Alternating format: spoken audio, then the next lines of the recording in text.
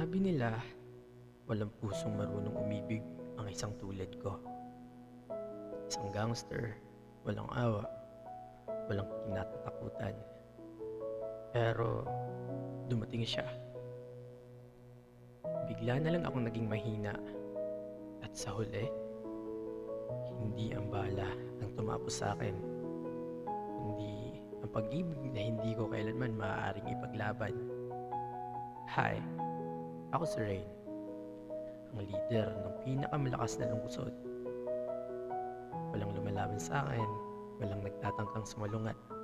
Dahil dito sa mundo namin, ang mahina, natatapakan. Ako, hindi ako kailanman naging mahina. Pero siya ang naging dahilan kung bakit naging mahina ako. Siya si Aliana, ang presidente ng student council sa universidad namin. Matalino, maganda, mabait, ang isang tulad niya na hindi dapat mapalapit sa isang tulad ko. Pero sa hindi ko maintindihan dahilan, hinayaan niya akong pumasok sa mundo niya. Rain, alam kong hindi ka masamang tao, sabi niya. Minsan habang magkasama kami sa rooftop, natatawa ako. Bakit mo nasabi? Tanong ko. Kasi kung totoo kang masama, bakit hindi mo ako kayang saktan? Napatingin ako sa kanya at doon ko na-realize tama siya. Aliana, anong gusto mong pagkain? Aliana, huwag kang magpupuyat ha. Masama yan sa health mo. Aliana, ingat ka sa pag-uwi. Kung may gagambala sa'yo, sabihin mo lang dudurugin ko. Ako? Kinakatakutang Rain? Ngayon, nag-aalala sa isang babae. Nakakatawa. Pero wala akong pake. Dahil sa kanya, natutunan kong humiti. Sa kanya, natutunan kong maging masaya. Pero sa likod ng lahat ng iyon, alam kong hindi ito magtatagal.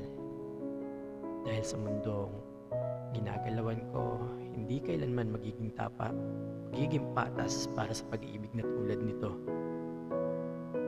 Rain, may sumasalakay sa teritoryo natin. Walang pasabi, walang babala. Bigla na lang kaming nilusob ng kabalang grupo. At sa gitna ng putukan, may boses akong narinig. Ray, tulungan mo ako. Si Aliana. Hawak ng mga kalaban ko. Dahil alam nilang siya ang kahinaan ko. Dumating ako sa warehouse kung saan siya dinala.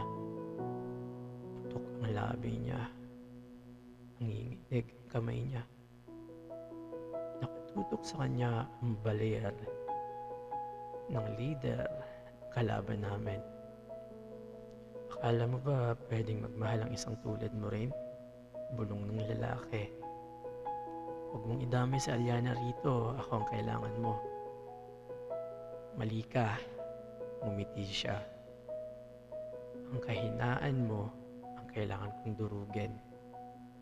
At ayun, narinig akong isang putok, isang sigaw, isang pangalan ang binigkas ko nang may halong takot at sakit. Aliana. Bumagsak siya sa lupa. Nasa kamay ko siya.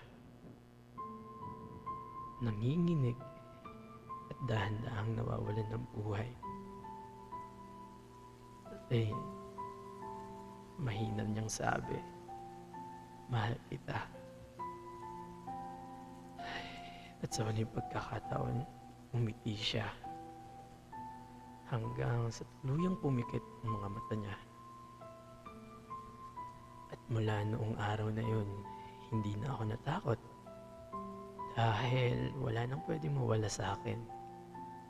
Si Aliana, ang tanging dahilan kung bakit ko natutunan kong maging mahina.